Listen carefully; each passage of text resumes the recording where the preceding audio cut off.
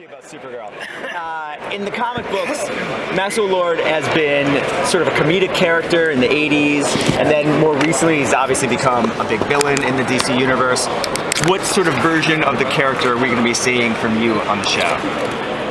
Well, when I looked at the comics, he was more kind of Donald Trump-esque, you know, cover of Forbes magazine, and I said, let's do less Donald Trump, more Elon Musk, more Steve Jobs. You know, the billionaire of today is a little different than the billionaire of yesterday, or the millionaire of yesterday. I think there's a time where you could be a rough and hard businessman, but I always think that you have more power in being charming, and you know, if you can win people over, then that gives you power. So I think that's the version that I think my character would be. It would be more George Clooney on GQ, less, you know, Donald Trump on the cover of Forbes, you know. Yeah.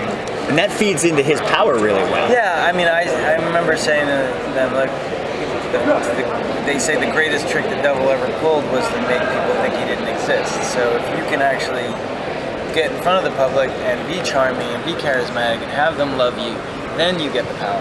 You know, when you go there and try to play powerful, it turns people off. You know, so I think he, but I also think his agenda in his mind is not evil. You know, I don't think he's somebody who wants to take over the world.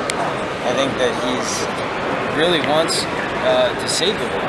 You know, I think he believes that humanity should save themselves. And if you start looking at it from his perspective, he's right. You know, these aliens are coming in, they're causing chaos. You know, Supergirl is just a magnet for trouble. They're blowing up, you know, destroying bridges and causing us to have to spend money to fix the damage, you know, that they leave behind. And if we didn't have any of them, we wouldn't, you know, we'd have less problems, you know. So I think if you look at it from that perspective, that's his perspective, and he thinks that humanity can save themselves, and we don't need them. And I think there's a fascination for him with superheroes because in his mind, he's such a genius. He's like, if I can figure out how to harness that power, then we can use it. We're not stuck, you know, at their disposal. You know, if I can figure out a way to harness it and use it for humanity, then we're saving ourselves. You know? So yeah, I don't think he's an evil person or has a bad agenda, just a different agenda that most people have, or a different perspective than some people have. What's to keep the character from being Lex Luthor? Because Lex Luthor is bald.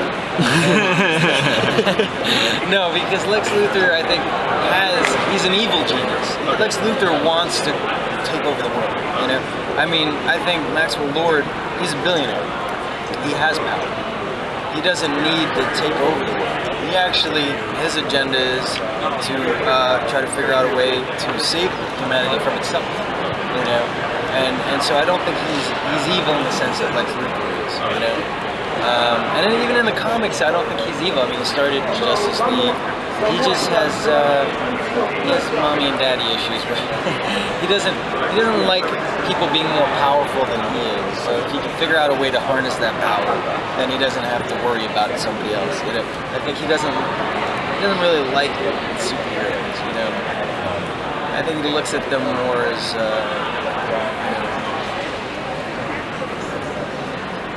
less about them saving humanity and more about them just, you know, they're like, here's a perfect example. They're like athletes, and I'm the owner of the team. You know what I mean? Like, there's a power in owning teams where everybody else is just athletes. Oh, and they're indispensable, and they're, you know, disposable. You know, yeah, they're great players, but if that one breaks his ankle, this one will take over. So it's like the power really is, in his mind, greater his power than theirs. So you're saying you're George Steinbrenner? Yeah. Yeah. Not Trump, George Steinbrenner. Right. Yeah. Well, George Steinbrenner also has that gruff. So George Steinbrenner with some charisma. You sound like your director self. I hear somebody's going to direct the episode. Do you see yourself doing that? I would like to direct. I mean, I've produced and I've written. I think directing for me, I enjoy it. I mean, I I think film and television is a director's medium. You know, that's what really gets to tell the story. So, I mean, if people ask me what I do, I always say I'm a storyteller. Because, I mean, an actor tells a story, you know, using his body and his voice, and he's one part of the bigger story. And when I'm a producer, I get to find the story and build a team around it and plant seeds to let that story grow. And when I write it, then I actually get to create that world. So, so they're just all different facets of storytelling. And directing is actually, you get to build a team to help tell that story as well. So yeah, I don't know if I direct Supergirl episodes or direct, but I'd like to direct. Well, TV has been Yeah. for a lot of people to do. Yeah, I mean, I wouldn't say no. If they said, hey, would you like to direct? Can you talk about your first time working with Melissa? What was that like as far as, you know, Well, meeting up, the costume and everything? It was very enjoyable because she's such a talented actress. And, you know, sometimes when you work with actors, they're in their own heads and they do their own thing. But Melissa's very respondent, and she's just fun to play off of, fun to work off of. Because whatever it's like a dance. Whatever I do, she'll step. You know, and that's always fun when you have somebody who's present and there with you. Not to mention she's super sweet and, you know, one of the nicest people I've met. And I always think energy trickles down from the top, you know, so when you have a lead who's kind of a diva or, you know, grumpy or angry, then all of a sudden all the energy on the set is like crummy. But with Melissa being the lead, all the energy is just like everybody enjoys going to work, you know. She's one of the hardest workers I've seen in a long time. I mean, even coming off of Glee, I did a couple episodes of Glee. That cast worked hard, you know, because when they weren't you know, filming, they were learning dance numbers and singing. I mean, she's doing, you know, green screen stuff, action stuff, 17-hour days, dialogue, you know, having to get into that costume, squeeze into that costume every day in hot weather. I never hear her complain. Always happy to be there, and that helps. You know, it makes it enjoyable. What's the relationship like between Maxwell Lord and Cat Grant? And what do you have scenes with Callista? What's it like working? Yeah, she's great. Callista's great. I think it's our tension is more like Dangerous Liaisons tension, where it's, you know, it might be adversaries, but they respect each other, and there's also sexual tension there. They definitely have a history together, but it's kind of a playful kind of, you know, if they're gonna zing each other, it's playfully, you know.